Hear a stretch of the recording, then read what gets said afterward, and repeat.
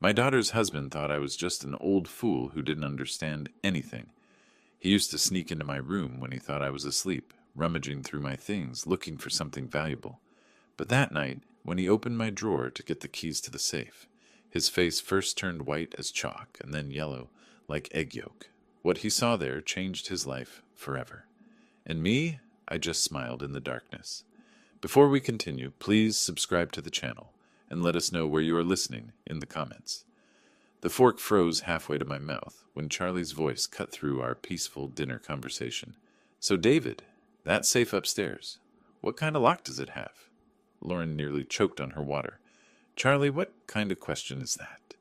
But Charlie's eyes stayed fixed on mine, waiting.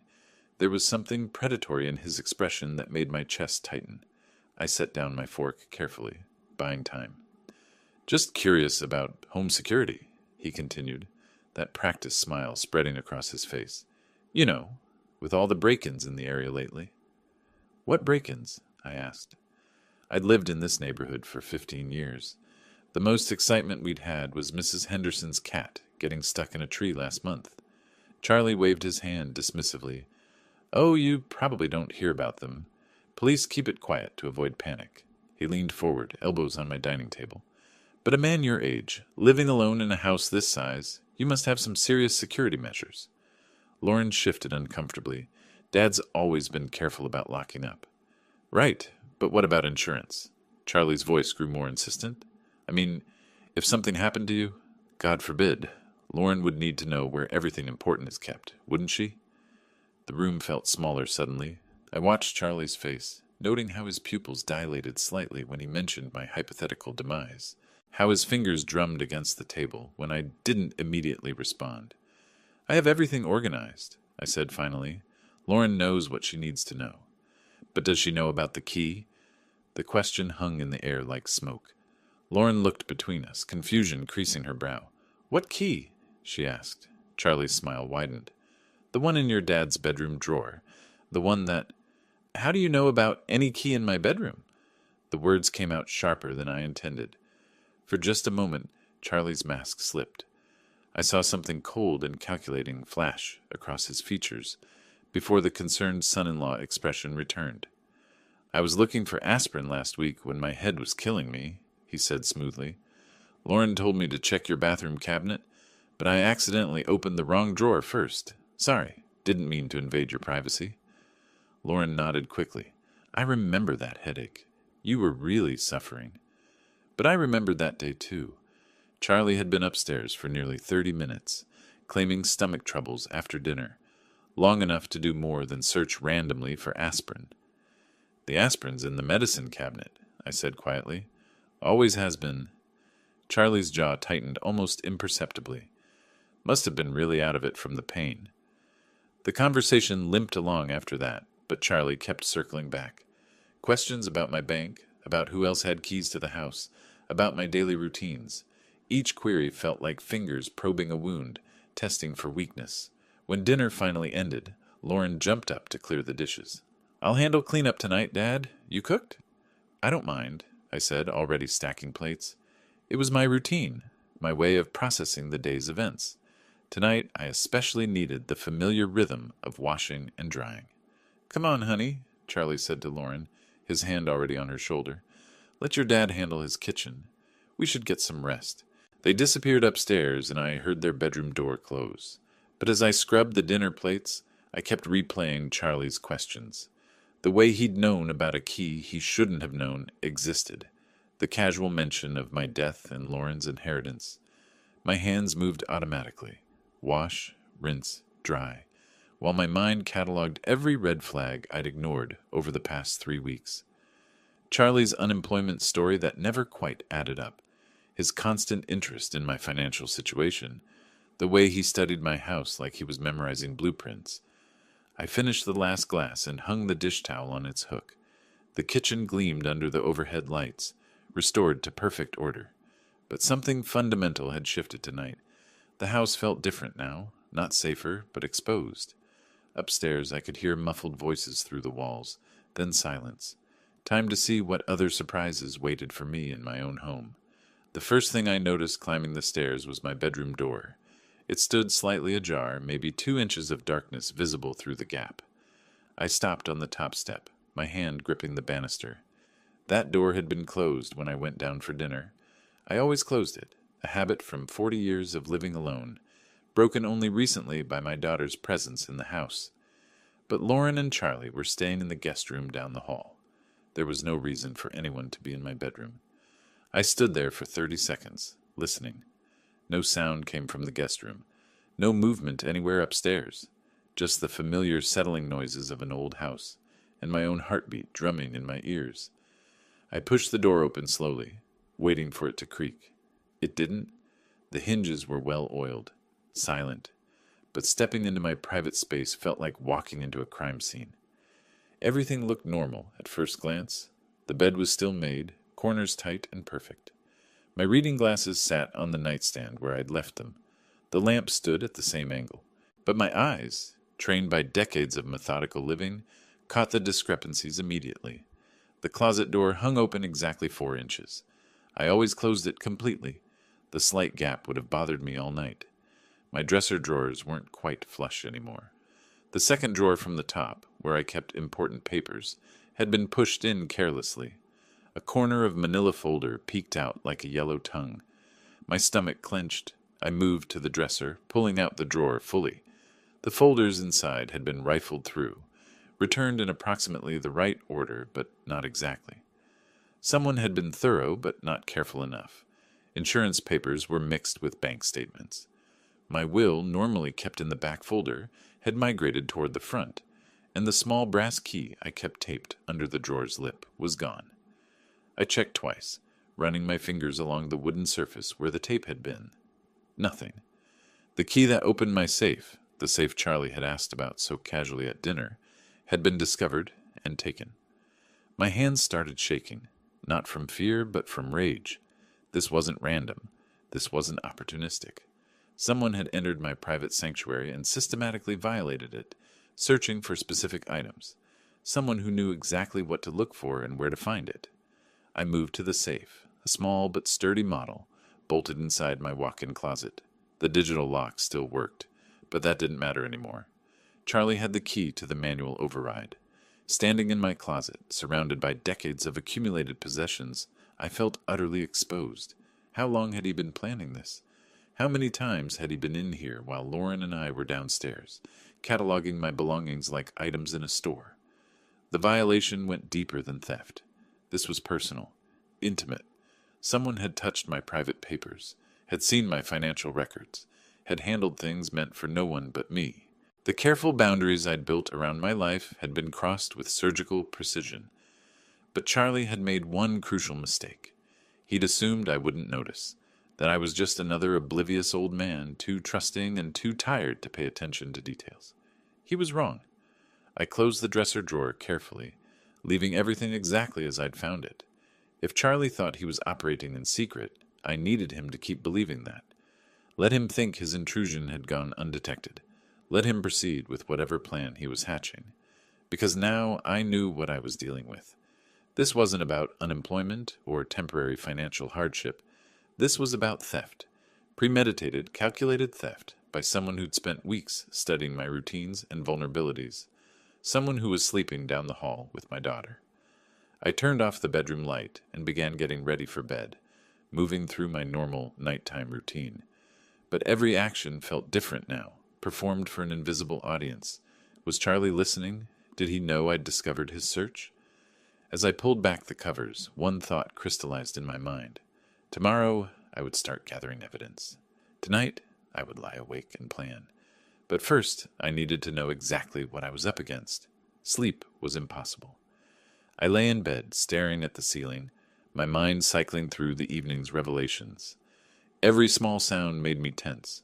The house settling, wind through the trees outside, the faint hum of the refrigerator 2 floors below. At 11:47 p.m., according to my bedside clock, I heard movement downstairs. Soft footsteps crossed the living room floor. Not Lauren's light step, something heavier, more deliberate. Charlie. I remained perfectly still, controlling my breathing, listening as the sounds moved toward the front of the house. Then, barely audible through the old house's thin floors, I heard his voice. Yeah, it's me. Everyone's asleep. A phone call. Charlie was making a phone call at midnight, speaking in whispers he thought no one could hear. I eased myself up in bed, careful not to let the mattress creak.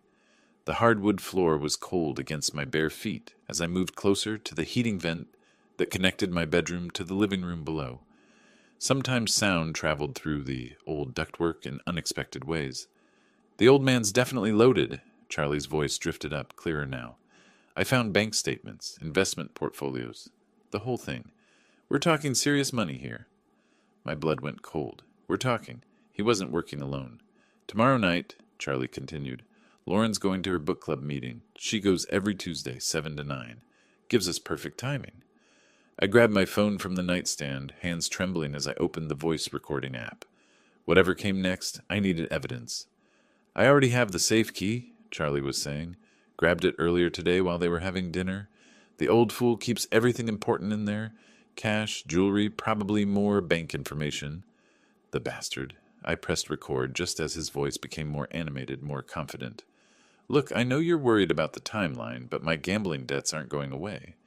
Those guys aren't exactly patient, if you know what I mean. This has to happen now. Gambling debts. That explained everything. The desperation, the calculated approach, the willingness to betray my daughter's trust. Charlie wasn't just an opportunistic thief. He was a desperate man, backed into a corner by his own stupidity. David's just some lonely old widower. Charlie's voice carried a sneer now. Probably grateful for the company. He has no idea what's coming. Hell, he was asking me about home security at dinner tonight. Practically handed me the information I needed. Rage built in my chest, hot and consuming. The casual dismissal in his voice. The way he reduced me to a stereotype. A easy mark. But I forced myself to stay quiet. To keep recording. The beauty is he'll never suspect family. Even if he figures out something's missing, Lauren will convince him he just misplaced stuff. You know how old people get about their memory? Old people. I was 66, not 96. My memory was sharp enough to remember every word of this conversation. Trust me, by Thursday we'll be clear. I'll tell Lauren we got a job offer in another state. Something urgent. We'll be gone before the old man knows what hit him. Charlie was silent for a moment, listening to whoever was on the other end. Then he laughed, a sound that made my skin crawl. Yeah, well, maybe he should have been more careful about who he let into his house. Life lesson, right? The call ended. I heard Charlie moving around downstairs for another minute, probably checking locks or windows. Then his footsteps on the stairs, careful and quiet. I quickly stopped the recording and slipped my phone under my pillow. The bedroom door was still slightly ajar from his earlier search. I hadn't dared fix it and reveal that I'd noticed. Through the gap, I watched his shadow pass in the hallway. The guest room door opened and closed softly.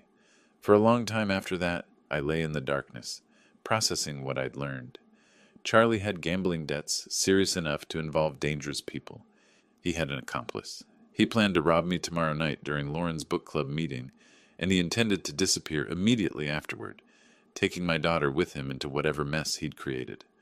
The violation of my bedroom suddenly seemed small compared to this larger betrayal. Charlie wasn't just stealing from me. He was using Lauren as cover, manipulating her love and trust to set up his crime. But he'd made a critical error. He'd assumed I was helpless, clueless, just another easy target. He had no idea that I'd spent 30 years as an insurance investigator before retirement, or that I'd dealt with plenty of desperate people trying to outsmart the system. Charlie wanted to play games with an old man?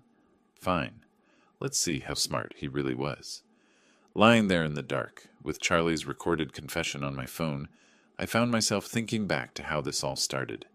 3 weeks ago, when Lauren's desperate call had shattered my quiet Tuesday morning.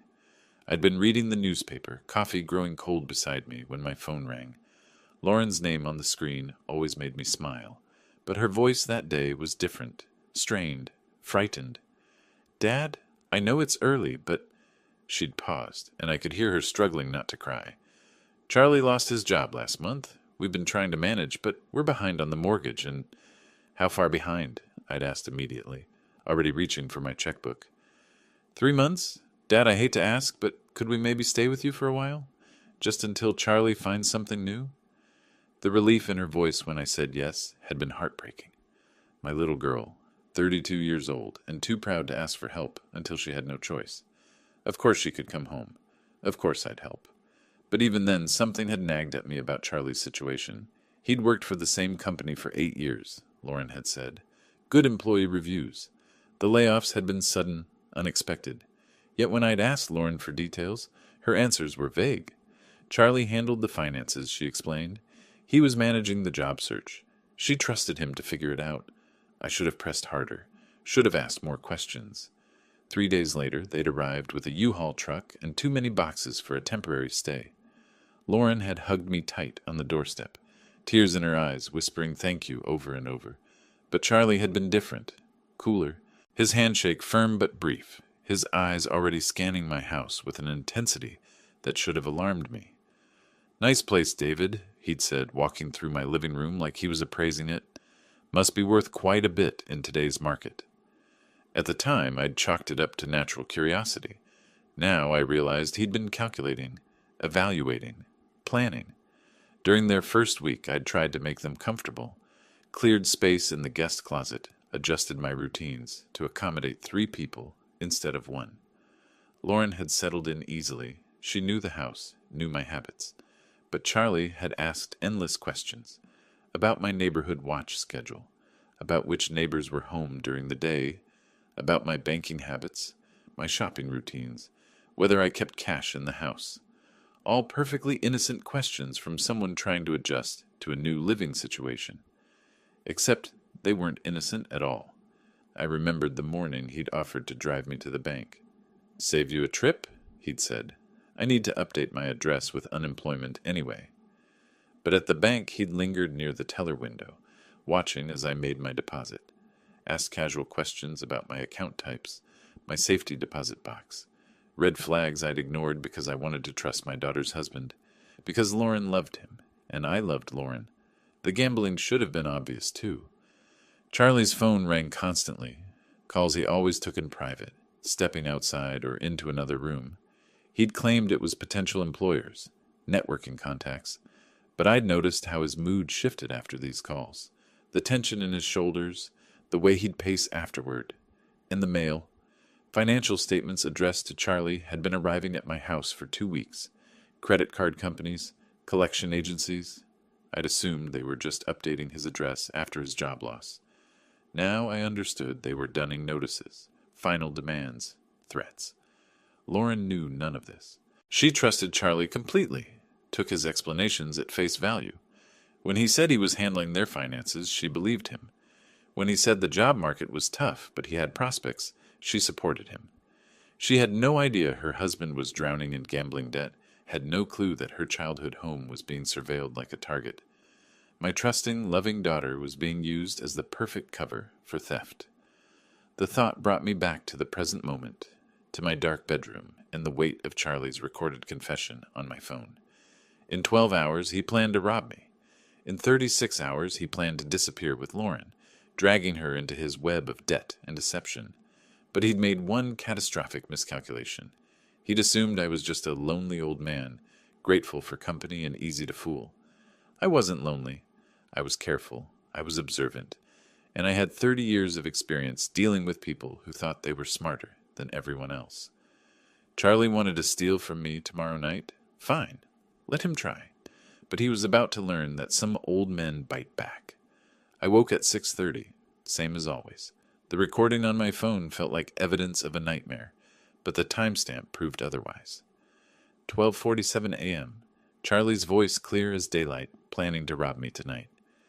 Downstairs, I started the coffee maker and began my usual breakfast routine. Eggs, toast, orange juice. Everything precisely as it had been for the past 3 weeks.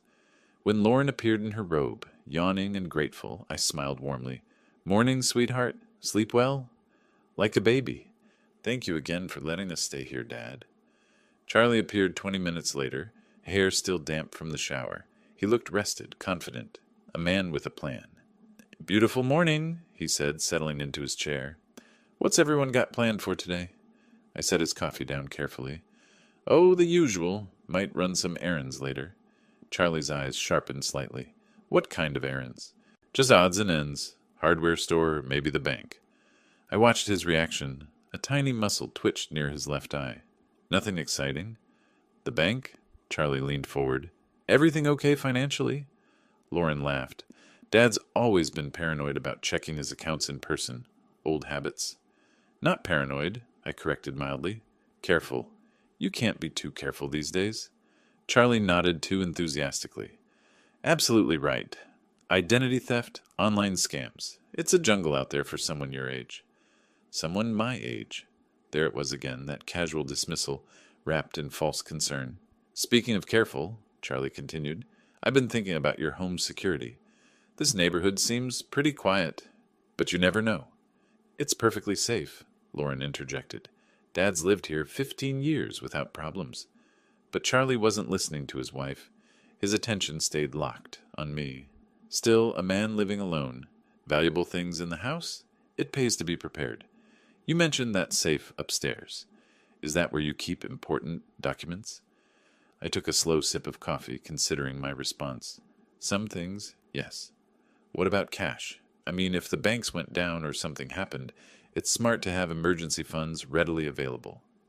The audacity was breathtaking. He was sitting at my breakfast table, eating food I'd prepared, asking me to inventory my assets for his convenience. I have what I need, I said simply. Charlie tried a different approach. You mentioned being a heavy sleeper last week. That's good. I worry about older folks who can't get proper rest. I hadn't mentioned any such thing, but I nodded anyway. Oh yes, once I'm out, I'm dead to the world, especially lately. I've been so tired in the evenings. That's normal at your age, Charlie said. Your body needs more rest. Lauren shot him a look. Charlie, that's rude. No, he's right, I said quickly. I usually take something to help me sleep. Knock me right out until morning. Charlie's posture relaxed noticeably. Perfect. Let him think I'd be unconscious and helpless tonight. Well, I should let you folks plan your day, I said, standing to clear the dishes. I'll probably turn in early tonight. All this family activity has me more tired than usual. That sounds perfect, Dad, Lauren said. You deserve rest. Charlie helped carry plates to the kitchen, and I caught him glancing toward the stairs, toward my bedroom, calculating, planning. You know, he said casually, I might stay up late tonight, watch some TV in the living room. I'm a bit of a night owl. Of course he was. I smiled and nodded. Make yourself comfortable. The remote's on the coffee table. After breakfast, Charlie announced he needed to make some calls about job prospects. Lauren decided to organize their belongings in the guest room. I had my window. I think I'll run those errands now, I told them. You two enjoy some quiet time together. As I backed out of the driveway, I saw Charlie watching from the upstairs window. Not the guest room window, my bedroom window. My hands tightened on the steering wheel. Tonight couldn't come soon enough. The hardware store was my first stop. I needed supplies, but more importantly, I needed to think through every detail of what was coming. Charlie had made his intentions crystal clear at breakfast. Tonight, while I supposedly slept deeply with the help of medication, he planned to enter my bedroom, locate the key he'd spotted weeks ago, and open my safe. Simple. Clean. The perfect crime against a trusting old man. Except the key wasn't there anymore. I'd moved it at 5 this morning after lying awake since Charlie's phone call.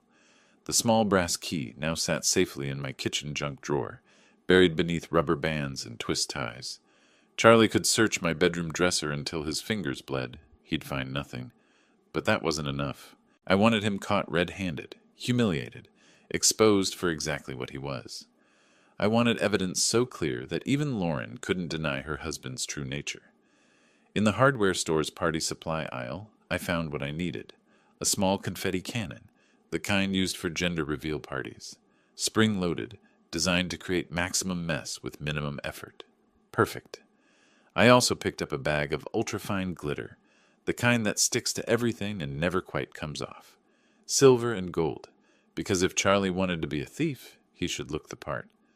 Back home, I found the house empty. A note from Lauren on the kitchen counter. Gone grocery shopping with Charlie. Back by 2 p.m. Love you. Perfect timing. I had 3 hours. In my basement workshop, I carefully dismantled the confetti cannon. The mechanism was beautifully simple, a spring-loaded plunger that would trigger when sufficient pressure was applied. I replaced the harmless paper confetti with my glitter mixture, adding just enough to coat someone thoroughly without causing injury. The tricky part was calibration.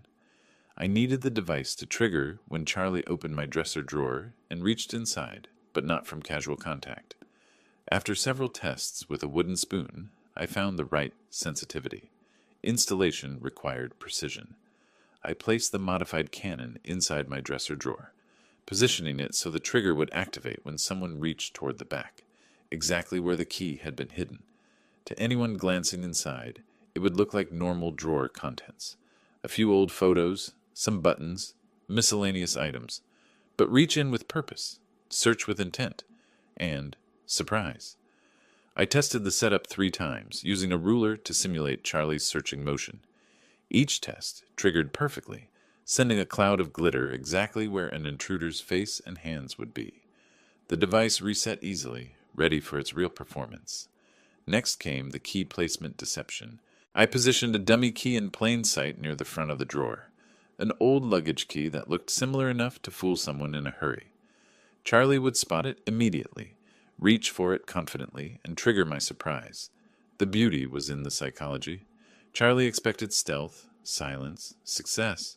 He'd budgeted for a quick, quiet theft. He hadn't planned for a glitter explosion that would mark him as clearly as a die pack marks bank robbers. By 1:45 p.m., everything was in place. The drawer looked innocent and normal. The trap was armed and ready. Charlie would walk into my bedroom tonight, expecting to find a helpless victim. Instead, he'd find 24-karat justice. I heard car doors slamming in the driveway. Lauren and Charlie returning from their shopping trip, probably feeling domestic and normal. Charlie had no idea his crime scene had become a trap. I closed the dresser drawer gently and headed downstairs to greet them, wearing my best grandfatherly smile. Tonight was going to be very interesting. I need to run out for a quick errand, I announced after lunch. Won't be long. Lauren looked up from unpacking groceries. Need help with anything, Dad? Just picking up something at the electronics store. You two relax. You've done enough shopping for one day. Charlie barely glanced up from his phone, but I caught the flicker of interest in his eyes. The old man running errands alone, leaving the house unguarded, probably confirming his mental map of my routine. The Best Buy clerk was a helpful young man named Marcus, who didn't blink when I explained I wanted a security camera for my bedroom. "A lot of break-ins in your area?" he asked. "Something like that. I need something small, with good night vision, and it needs to be wireless." Marcus showed me several options. I settled on a compact model that connected to my smartphone, with motion detection and 8 hours of battery life.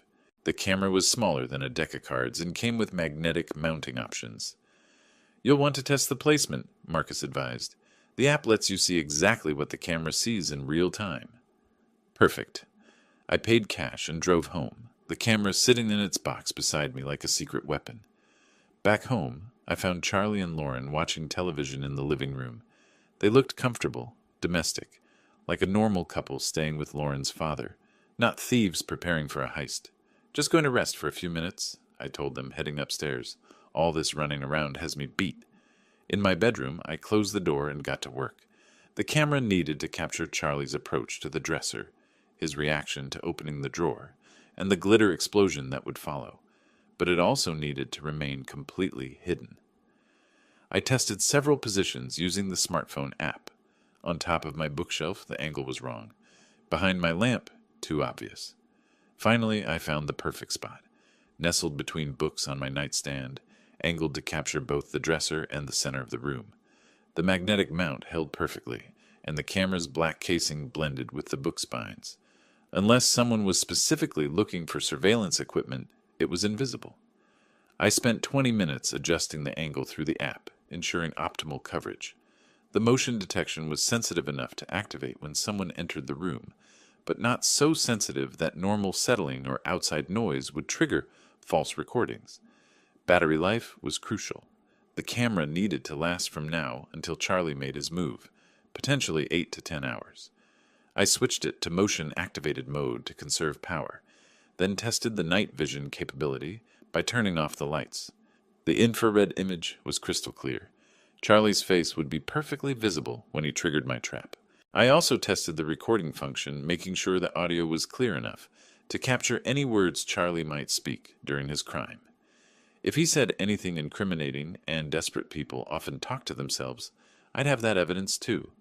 The setup was elegant in its simplicity. Charlie would enter my room expecting darkness and silence.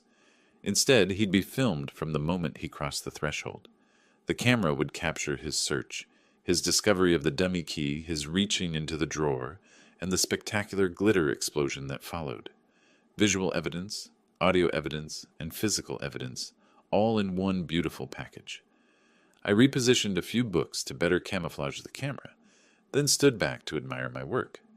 Everything looked normal, innocent, just an old man's bedroom, ready for a peaceful night's sleep.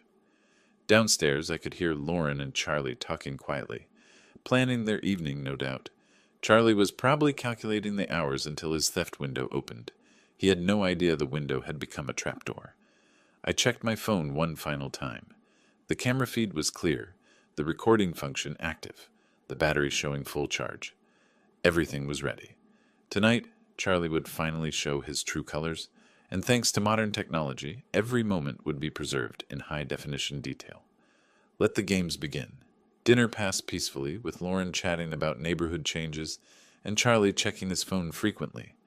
I played my part perfectly, the tired grandfather, ready for an early bedtime after a busy day.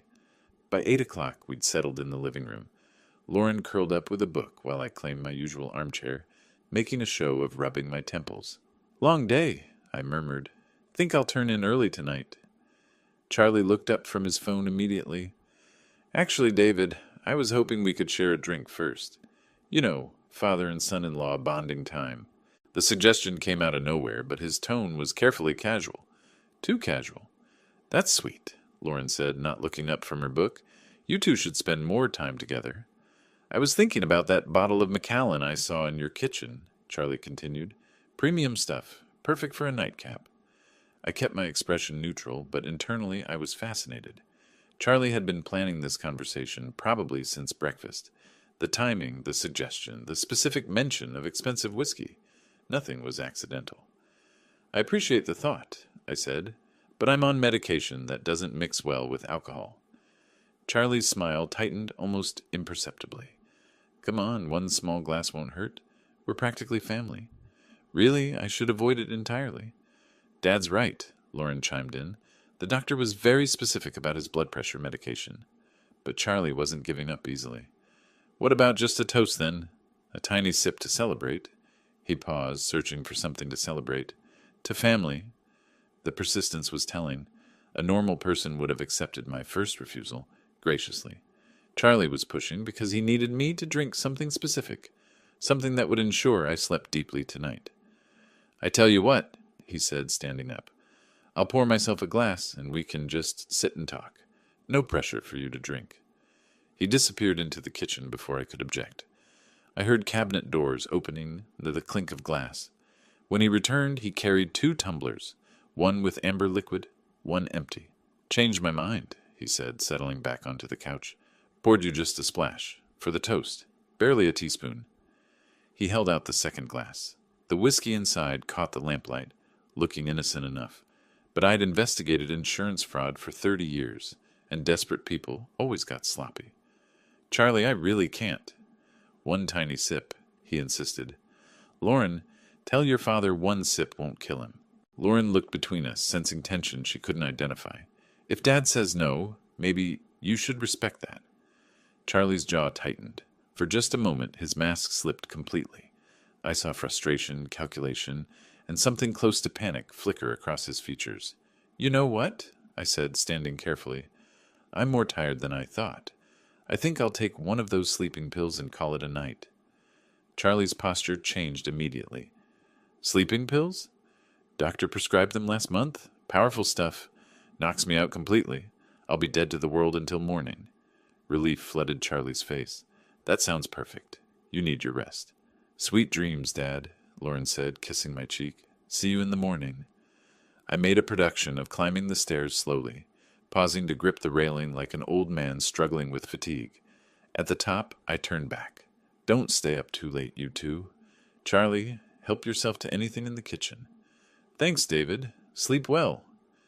In my bedroom, I went through the motions of preparing for sleep, changing clothes, brushing teeth, turning down the bed.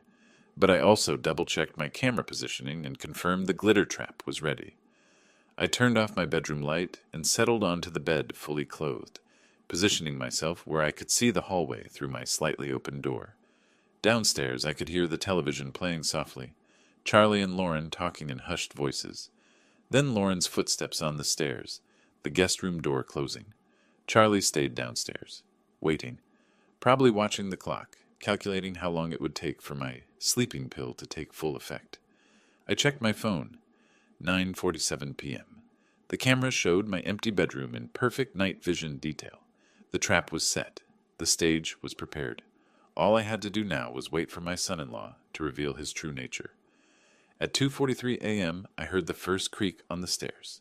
I'd been lying motionless for hours, positioned so I could see the hallway through my barely opened door. My phone showed the camera feed in real time.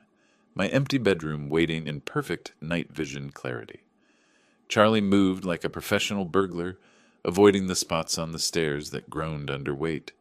He'd learned my house's quirks during his 3-week residency, mapping every sound that might betray his presence. The hallway floorboard outside my room whispered under his weight. Then silence. He was listening, making sure his sleeping pill story had worked its magic.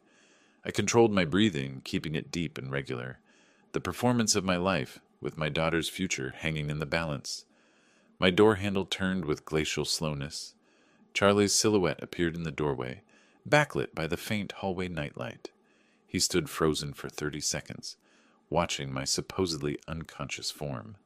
Satisfied I was deeply sedated, he slipped inside. Charlie moved with predatory confidence now, believing himself invisible and untouchable. His dark clothing made him nearly invisible, but I could track his movement by sound and the shifting shadows. He approached my dresser with the certainty of a man who'd planned every step. 3 weeks of reconnaissance had taught him exactly where to find what he needed. The key that would unlock my safe, my security, my life savings. I watched him position himself directly in front of the dresser. His hands reached for the second drawer, the one containing my hidden key and his spectacular surprise. The drawer slid open smoothly. For a split second, Charlie's posture radiated triumph. He'd found his target, reached inside confidently, fingers seeking the brass key that would solve all his problems.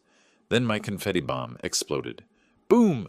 The sound was magnificent, like a party favor crossed with a small cannon. Silver and gold glitter erupted in a glorious cloud, coating Charlie from head to toe in sparkling confetti. The explosion echoed through the house like celebratory gunfire. Charlie stumbled backward, cursing violently as glitter settled in his hair, on his clothes, across his shocked face. He looked like he'd been attacked by a craft store explosion, transformed into a walking disco ball. "What the hell?" he gasped, brushing frantically at the glitter that clung to everything. I performed my awakening with Academy Award precision, sitting up with startled confusion. "What on earth?" I called out, reaching for my bedside lamp. "What was that noise?" Light flooded the room, revealing Charlie in all his glittering glory. He stood frozen beside my dresser, covered head to toe in festive confetti, holding the dummy key I'd placed as bait. "Charlie?" I blinked with theatrical bewilderment. "What are you doing in my bedroom?" He opened his mouth, closed it, opened it again. Glitter fell from his hair like holiday snow. I heard a noise," he stammered. "Thought someone might be breaking in." "Breaking in?" I glanced around my room with apparent confusion. "And you ended up sparkling?" Charlie looked down at himself, finally grasping the full extent of his transformation. He resembled a rejected Christmas ornament, silver and gold glitter clinging to every surface of his body. There was some kind of trap, he said weakly. "Trap?" I tilted my head innocently. "In my bedroom?" From down the hall came the sound of feet hitting the floor. Lauren, awakened by the explosion, was coming to investigate. Charlie's eyes widened with panic. "How do you explain being covered in craft supplies while robbing your father-in-law at 3 a.m.? "David, what's happening?" Lauren's voice carried worry and growing alertness. Charlie opened his mouth desperately, but no believable explanation emerged. He was caught, literally red-handed, or rather glitter-handed, in the act of betraying our family. I allowed myself the smallest smile as footsteps approached down the hallway. Justice, it turned out, was beautifully sparkly. "Dad? Are you okay?" Lauren appeared in the doorway, tying her robe belt with quick, worried movements. Then she stopped dead, taking in the scene before her. Me sitting up in bed, apparently confused and concerned. Charlie standing beside my open dresser drawer, covered from head to toe in glittering confetti, like he'd been dipped in a craft store. "What in the world?" Lauren's voice caught. "Charlie? Why do you look like a Christmas decoration?" Charlie's mouth opened and closed soundlessly. Glitter drifted from his hair with each movement, settling on my bedroom carpet like festive snow. "There was a noise," he said finally, his voice strained. "I came to check on your father." "At 3 a.m? Lauren's tone sharpened. "And you ended up covered in... what is that, glitter?" "Some kind of security device," Charlie said quickly, brushing frantically at his sparkling clothes. "It went off when I opened the drawer." Lauren's eyes moved from Charlie to the open dresser drawer, then to me. "Dad, do you have security devices in your furniture?" I maintained my expression of elderly confusion. "Not that I know of, sweetheart. I was sound asleep until that explosion woke me up." "Then why were you in his dresser drawer, Charlie?" Lauren's voice carried a new edge I'd never heard before. Protective. Suspicious. Charlie's story began crumbling in real time. "I was looking for something to help you sleep. You were tossing and turning, and I thought David might have some extra sleep aids." "Sleep aids?" Lauren's eyebrows lifted. "In his bedroom dresser?" "I thought... maybe..." Charlie gestured weakly at the drawer, sending more glitter cascading to the floor. "Charlie," I said gently, "my medications are in the bathroom cabinet. They always have been." The silence that followed felt heavy with implications. Lauren looked between us, her expression shifting from confusion to something harder. "So let me understand this," she said slowly. "You left our bed at 3 a.m, came into my father's bedroom while he was sleeping, and opened his private dresser drawer, looking for medicine you knew wasn't there?" "It's not like that." "Then what is it like?" Lauren's voice rose slightly, because from where I'm standing it looks like my husband was going through my father's personal belongings in the middle of the night. Charlie's desperation grew more visible. "Lauren, you have to understand. I was just trying to help." "Help with what, exactly?" I interjected mildly. "What were you hoping to find in that drawer?" Charlie's eyes darted between us. The question hung in the air like an accusation. He swallowed hard. "I was confused, disoriented. I thought I heard someone breaking in." "Breaking in?" Lauren repeated flatly. "So you decided to search my father's bedroom furniture?" "I wasn't searching." "Then what do you call opening his dresser drawer?" Charlie's glitter-covered hands clenched into fists. "Why are you interrogating me like this? I'm your husband." The defensive anger in his voice seemed to hit Lauren like a physical blow.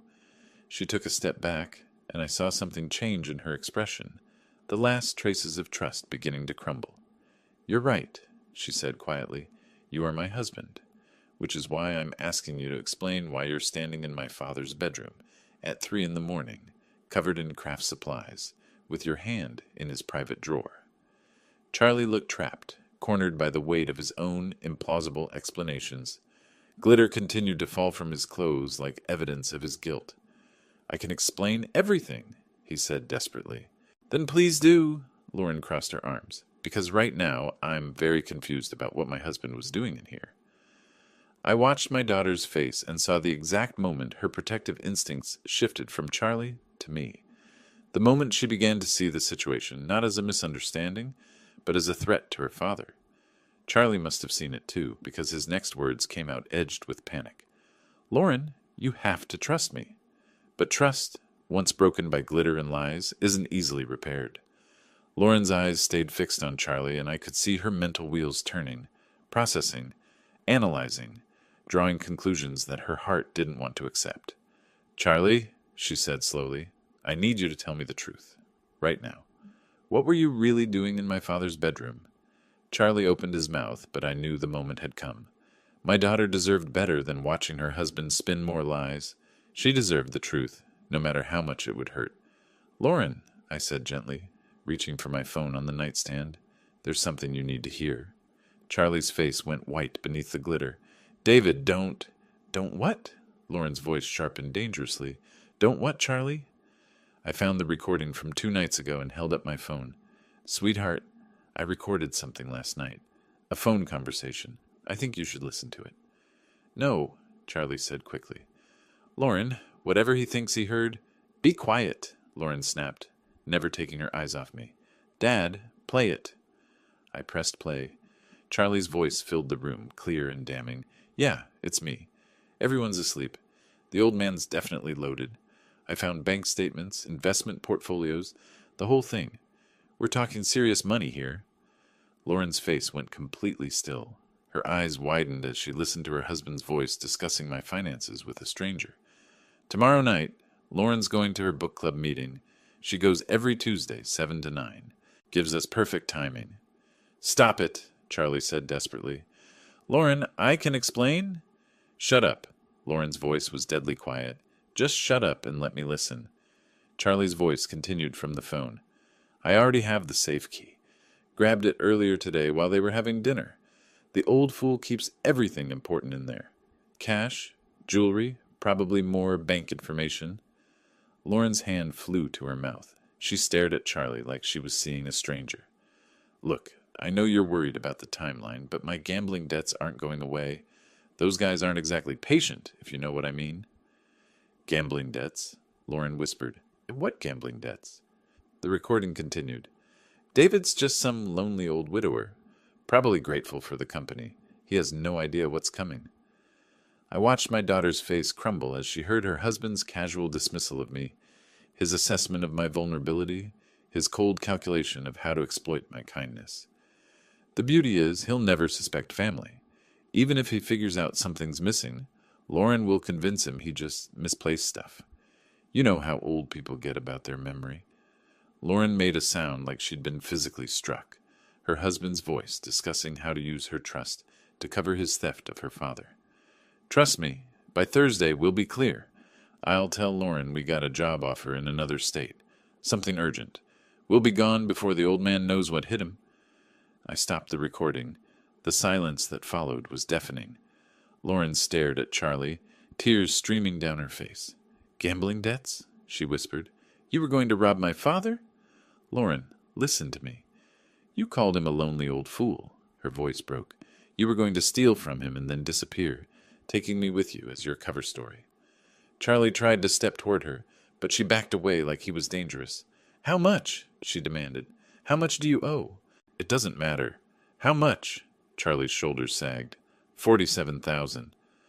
Lauren's legs seemed to give out. She sank against the doorframe, staring at the man she'd married. "You've been lying to me for months," she said. "About everything. The job loss, our finances, why we really needed to stay here. I was trying to protect you. By planning to rob my father?" Lauren's voice rose to a shout. "By using me as your alibi, while you destroyed the man who raised me?" Charlie tried once more. "Lauren, we can work this out." "No." Lauren straightened and I saw steel enter her spine. "No, we can't. You planned to victimize my father. You called him names. You were going to let me believe he was losing his memory while you stole from him." She looked at Charlie with disgust. "Get out." "Lauren, get out of my father's house. Now." For the first time since I'd known him, Charlie had nothing to say. Charlie stood there for another 10 seconds, glitter still falling from his hair like tarnished snow. Then something in Lauren's expression, pure protective fury, finally convinced him that his marriage was over. "This isn't finished," he said, his voice turning ugly. "Half of everything we own is mine. I'll get my share." "You mean half of our debt?" Lauren's voice was ice cold. "Because that's all we have, Charlie. Debt. Gambling debt that I knew nothing about. I'll fight you in court." "With what money?" Lauren stepped closer to him, and I was proud to see she wasn't backing down. "You just admitted you owe $47,000 to dangerous people. What exactly are you going to fight me with?" Charlie's bravado crumbled. He looked at me with something approaching hatred. "This is your fault, old man. You turned her against me." "No," Lauren said firmly. "You did that yourself. When you decided to plan a robbery instead of asking for help? When you called my father names? When you lied to me for months? Charlie tried one last desperate approach. Lauren, we're married. We took vows. You broke those vows when you planned to commit a felony against my family. Lauren pointed toward the door. Get your things and get out. Now. I watched Charlie realize that his con was truly over. No more manipulation, no more lies, no more playing the victim. Lauren had heard his own words condemn him. He left the room without another word, tracking glitter through my house like a trail of evidence. We could hear him in the guest room, throwing clothes into bags with bitter violence. Lauren sank into my bedside chair, looking exhausted. Dad, I'm so sorry, she whispered. I brought him into your home. I put you in danger. Sweetheart, you couldn't have known. I should have seen the signs, the phone calls, the way he asked questions about your money. She looked up at me with tear-filled eyes. How long have you known? Since the night before last. I heard that phone call and knew I had to protect both of us. Lauren managed a weak smile. The glitter bomb was genius. I wanted him caught red-handed, or should I say glitter-handed. That earned me a genuine laugh, even through her tears. Charlie reappeared in the doorway with 2 hastily packed bags, still sparkling like a defeated party favor. Lauren, leave your key on the kitchen counter, she said without looking at him. Don't contact me. My lawyer will contact yours. Charlie opened his mouth to argue, then seemed to realize the futility. He walked away, and a minute later we heard the front door slam. Lauren and I sat in silence for a few moments, listening to Charlie's car start and drive away into the night. Can I stay here? Lauren asked quietly, just until I figure things out. Sweetheart, this is your home for as long as you want it. 3 months later, I was making coffee when Lauren came downstairs, dressed for her new job at the local library. She'd taken to morning routines with the same methodical precision I'd always admired. Morning, Dad. Morning, sweetheart. Sleep well? Like a baby. She poured herself coffee and settled at the kitchen table. Any regrets about the great glitter trap of March? I chuckled. Only that I didn't film his face when it exploded. Lauren's divorce had been finalized 2 weeks ago. Charlie had contested nothing. Hard to argue property division when you're facing potential criminal charges and $47,000 in gambling debt. Library busy today? I asked. Story time at 10, then I'm helping Mrs. Patterson research her genealogy? Lauren smiled. I love it there. Quiet, peaceful, full of people who actually appreciate books. She paused at the door. Thank you, Dad, for protecting me, for handling everything so elegantly. Thank you for trusting me when it mattered most. After she left, I sat in my kitchen, sipping coffee and reading the newspaper. The house felt peaceful in a way it hadn't for months. No tension, no lies, no one calculating how to exploit my kindness. My phone buzzed with a text from Lauren. Forgot to mention, Mrs. Henderson asked if you'd help her install a security system. Apparently word got around about your innovative home protection methods. I laughed out loud. Maybe I should patent the confetti bomb approach to home security. Outside, spring was settling over Coeur d'Alene. My neighborhood remained quiet and safe, just as it had been before Charlie's brief invasion of our lives. Sometimes justice comes from courtrooms and police. Sometimes it comes from trusting your instincts, setting careful traps, and letting people reveal their true natures. And sometimes justice sparkles. If you like this story, please like this video, subscribe to the channel, and share your impressions of this story in the comments. To listen to the next story, click on the box on the left. Thank you for watching.